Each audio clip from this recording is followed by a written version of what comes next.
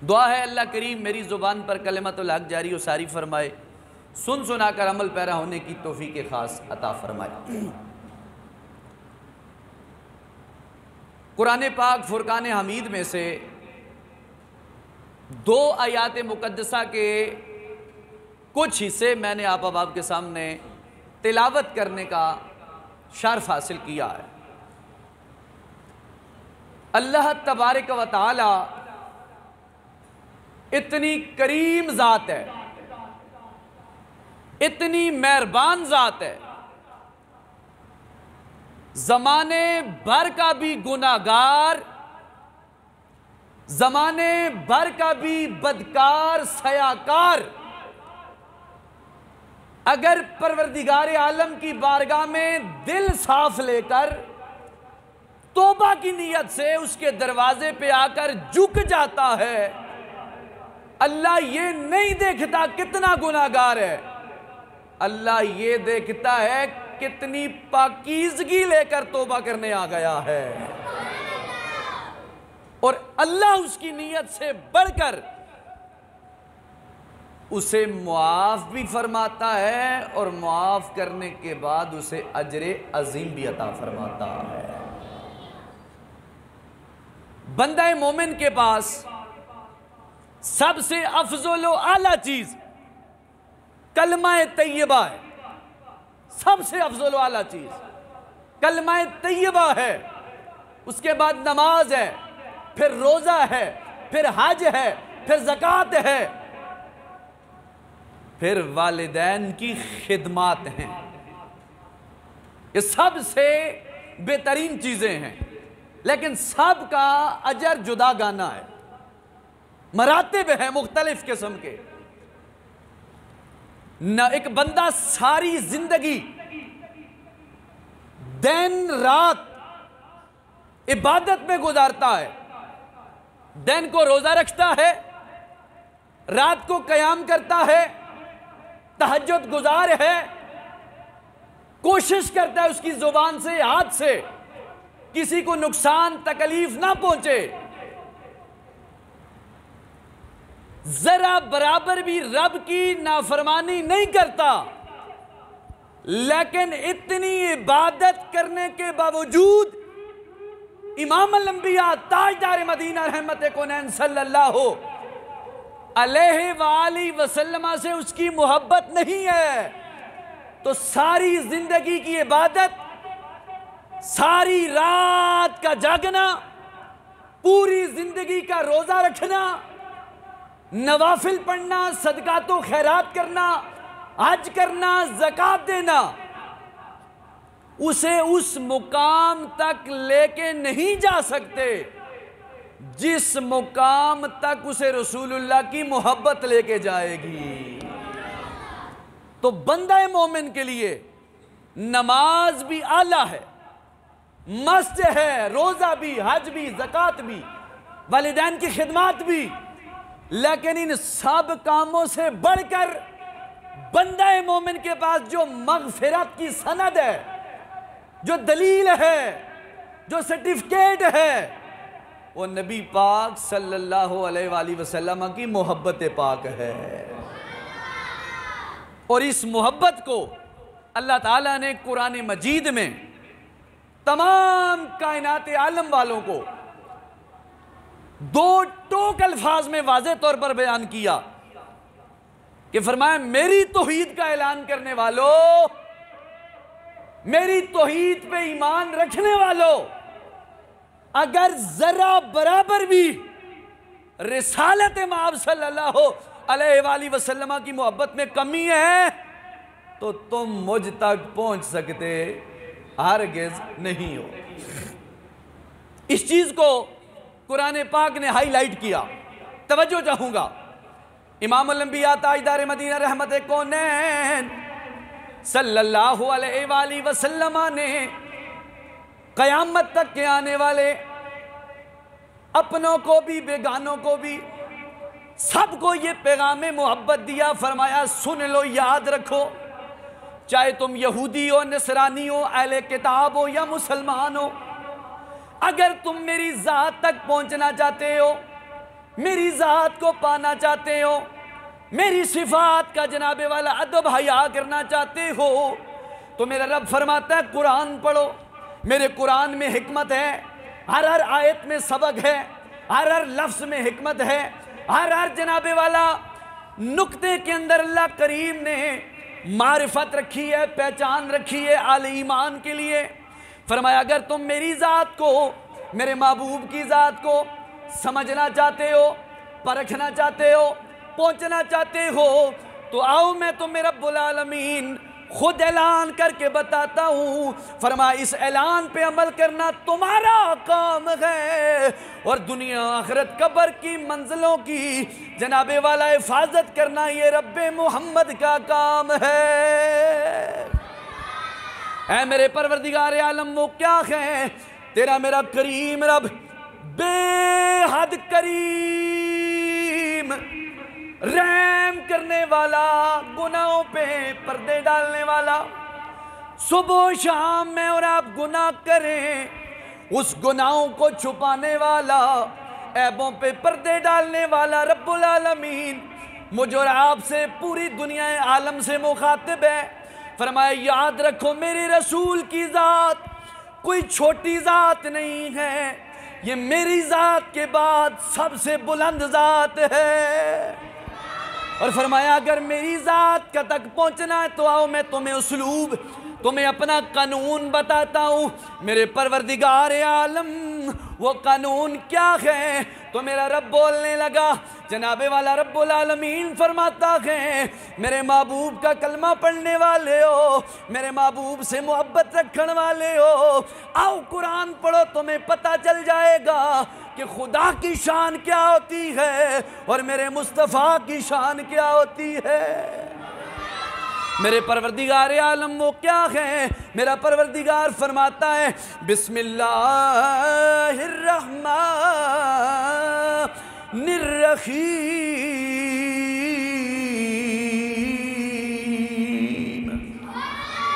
پروردگار عالم فرماتا ہے قل ان کنتم تحبون اللہ فاتبعونی یحببکم اللہ۔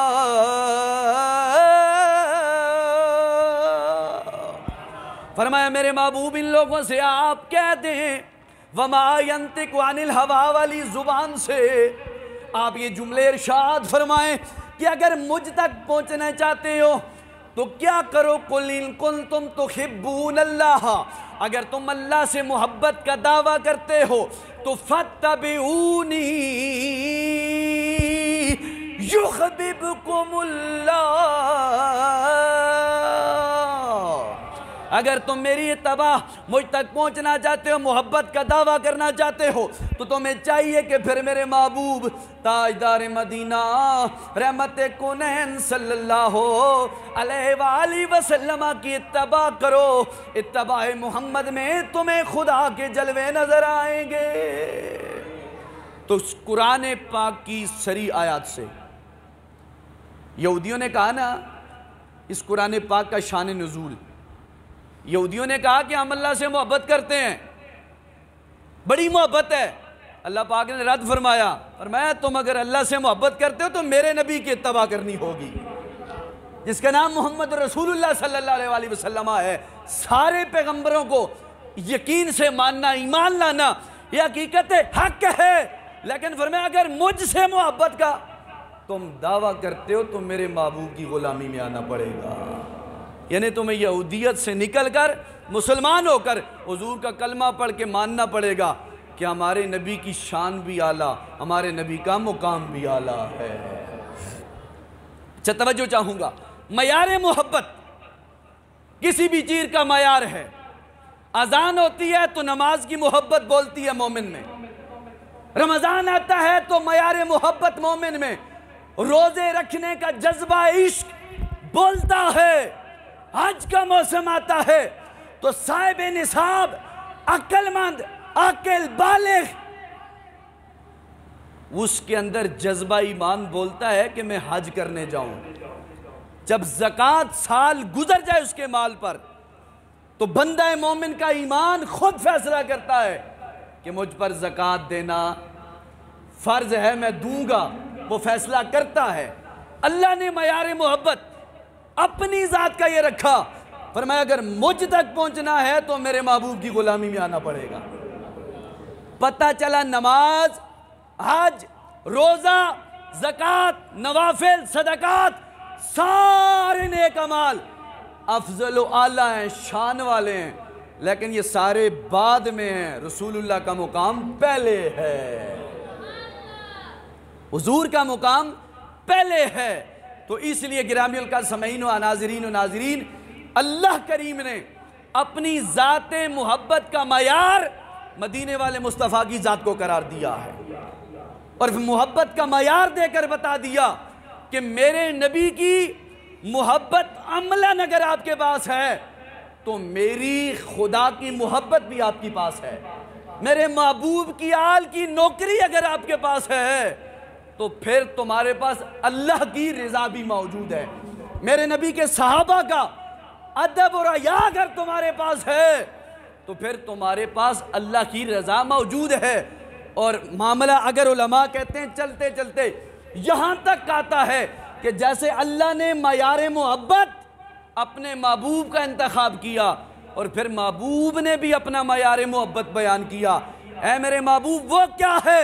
فرمایا میری محبت کا معیار یہ ہے، اللہ اور رسول کی اتباع محبت کے بعد میرے یار غار سیدنا صدیق اکبر کا حیا بھی لازم ہے، صدیق اکبر کے بعد خلیفہ ثانی سیدنا فاروق اعظم رضی اللہ تعالیٰ عنہ کا حیا بھی لازم ہے، ان کے بعد سیدنا عثمان غنی رضی اللہ تعالیٰ عنہ کا حیا ضروری ہے، ان کے بعد حیدر کرار مولا علی کا ولولہ انگیز محبت برا جملہ اور محبت بری ذات کا وفادار بن کر رہنا بھی ضروری ہے، اور جنتی شہزادوں کا غلام بن کر بھی رہنا ضروری ہے۔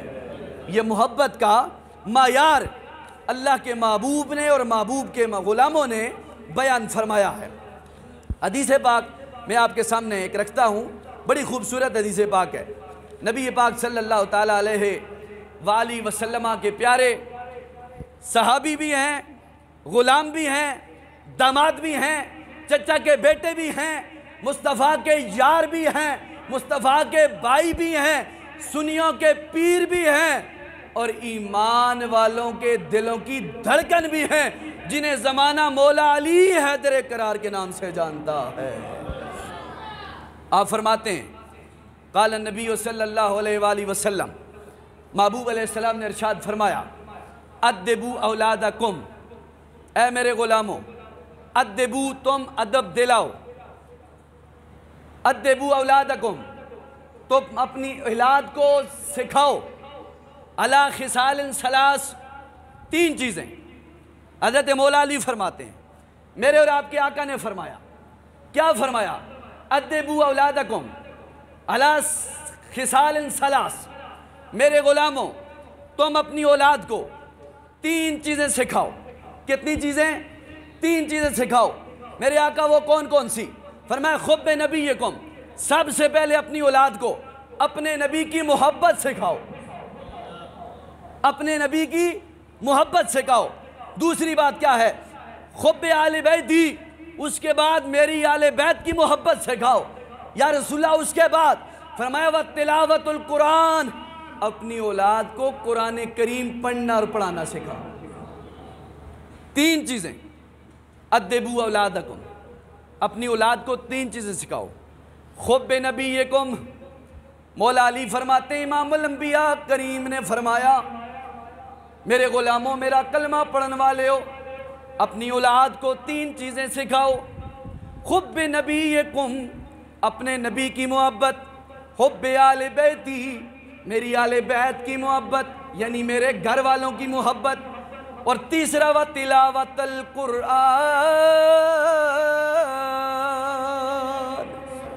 فرمایا اپنی اولاد کو قرآن کی تعلیم دو۔ میرے آقا کونین نے تین چیزوں کا ذکر کیا، اپنی اولاد کو نبی کی محبت سکھاؤ، اپنی اولاد کو میری آل بیت کی محبت سکھاؤ، تیسری بات قرآن کی تعلیم دو، قرآن کی محبت سکھاؤ۔ میرے آقا کونین یہ تین چیزیں بظاہر بندہ مومن کے لیے تو بہت باری ہیں، لیکن حقیقت کا پردہ اٹھائیے۔ میرے آقا کونین کی امت کے علماء وارثان محراب و منبر فرماتے ہیں، اللہ کریم نے اللہ کریم کے محبوب نے پہلی جو جناب والا شرط بیان کی، فرمایا خب نبیکم، تم اپنی اولاد کو اپنے نبی کی محبت سکھاؤ۔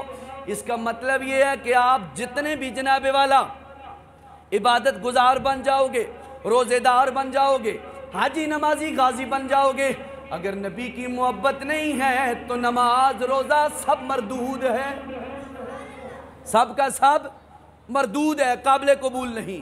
اور پھر اسی طرح خب آل بیتی، اگر ساری چیزیں تمہارے پاس ہیں، میری آل بیت کا پیار نہیں ہے، میرے گھرانے والوں کا حیا نہیں ہے، تو فرمایا جس مقام تک پہنچنا چاہو تم بظاہر تو پہنچنے کی کوشش کرو گے، لیکن حقیقت تک تم نہیں پہنچ سکتے، اس لیے کہ تم میرے آل بیت اطہار کے منکر کہلاؤ گے۔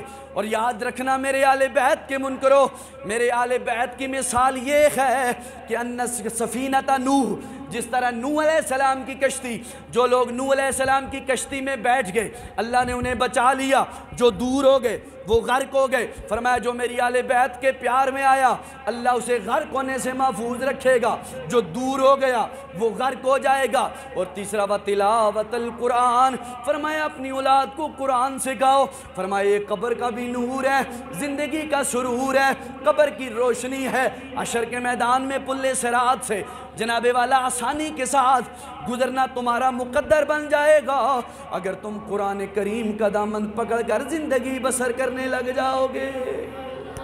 اس لیے فرمایا تین چیزیں یہ انتہائی ضروری ہیں۔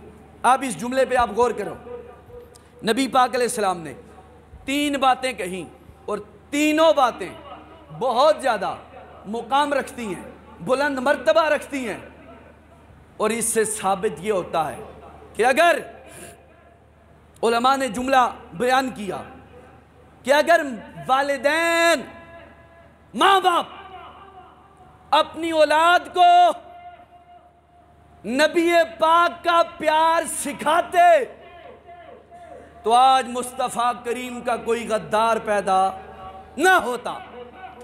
اگر والدین اپنی اولاد کو مصطفیٰ کریم کی غلامی سکھاتے تو آج تک کوئی مائی کلال صدیق اکبر کا منکر پیدا نہ ہوتا۔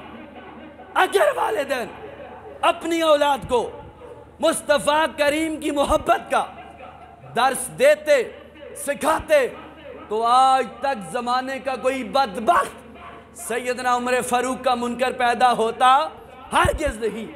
اگر والدین اپنی اولاد کو مصطفیٰ کریم کی محبت کا درس دیتے تو مولا علی حیدر کرار کا کوئی منکر دیکھنے میں نہ ملتا۔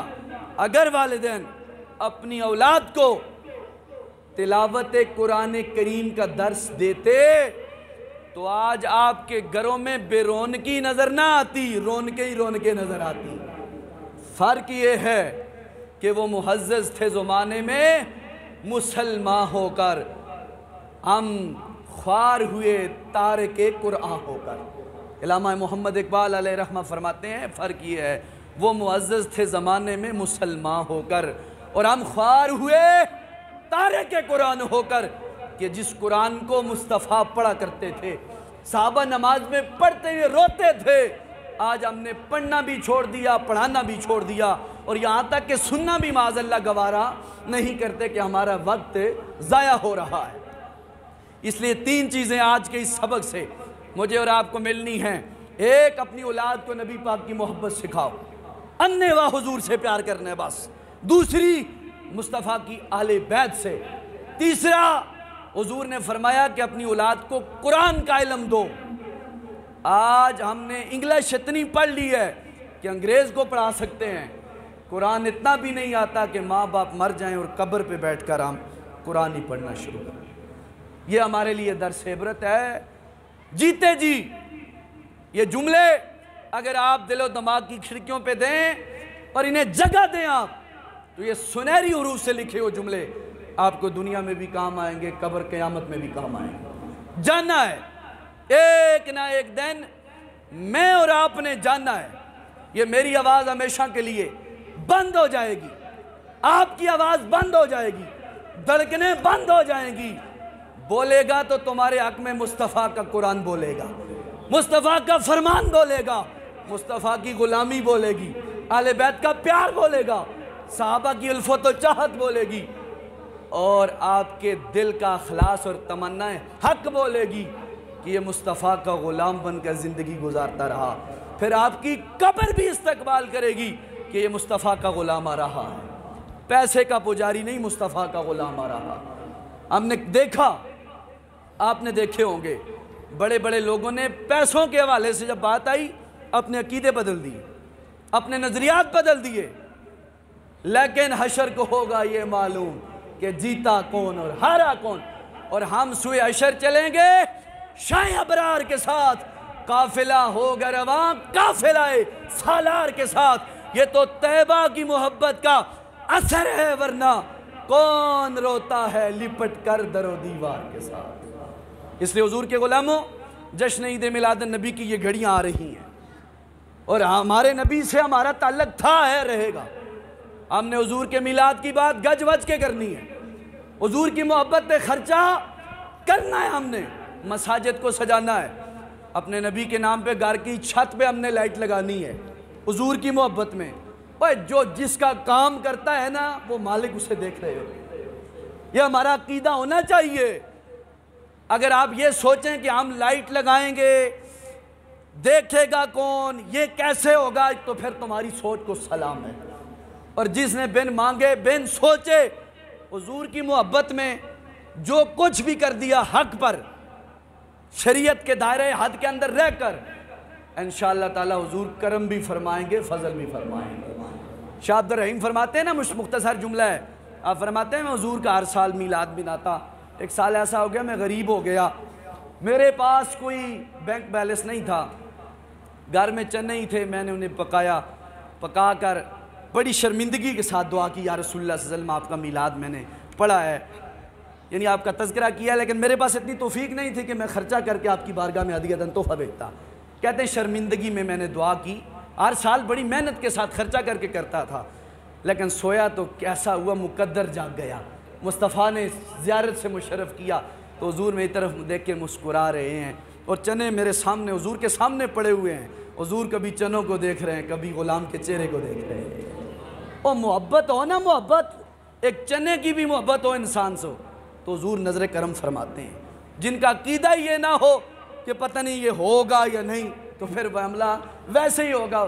حضور فرماتے ہیں اللہ بندے کے گمان کے مطابق اس کے ساتھ رہتا ہے، جیسی اس کی سوچ ہوتی ہے ویسا اس کا فیصلہ کرتا ہے۔ اگر آپ کی سوچ اچھی ہے، نظریہ ٹھیک ہے، شریعت کے حق کے اندر ہے، اللہ بھی راضی ہے، مصطفیٰ کریم بھی نظر کرم فرمائیں گے۔ تو اس لیے میلاد النبی صلی اللہ علیہ وآلہ وسلم کا جشن عید میلاد النبی کا یہ مہینہ طلوع ہونے جا رہا ہے، چند دن باقی ہیں، تو حضور کے غلاموں سے میری مؤدبانہ التماس ہے، آپ اپنی گھروں کو سجائیں، گلیوں کو سجائیں، صاف کریں کہ ہمارے نبی کی آمد کا تذکرہ ہو۔ دیکھو سب سے بڑی نعمت اور رحمت حضور کی ذات پاک ہے۔ ہمارا بچہ بچی پیدا ہو جائے تو اس کا ہم تذکرہ کرتے ہیں، نعمت کا تذکرہ چھپ کے نہیں کیا جاتا، ظاہر کیا جاتا ہے، تو حضور تو ہے ہی رحمت للعالمین۔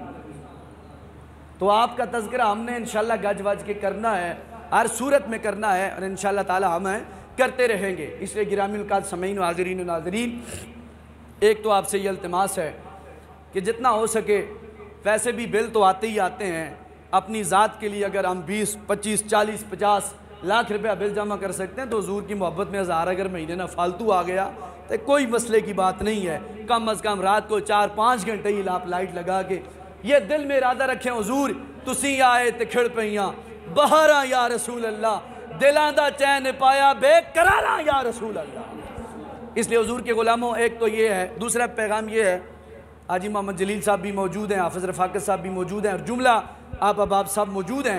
آپ جانتے ہیں کہ آپ کا 12 ربیع الاول شریف کو میلاد کا جلوس ہوتا ہے، اس کے بعد محافل کا انعقاد ہوتا ہے، آپ کی وساطت سے، آپ کی محبتوں میں، تو انشاءاللہ تعالی بہت جلد مسجد کی لائٹنگ بھی حاجی محمد جلیل صاحب لگے ہوئے ہیں، تقریباً انشاءاللہ وہ ہو جائے گی۔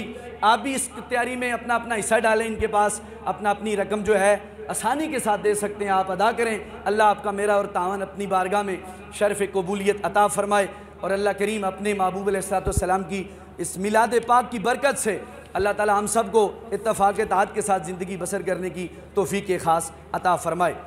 آخری روایت، آپ سب ٹائم کیا ہوئے تھے 33؟ آخری روایت میں ایک پڑھ دیتا ہوں کہ محبت جو ہو نا وہ بولتی ہے، اپنے عقائد اور نظریات کو پھر چھوڑنا پڑتا ہے۔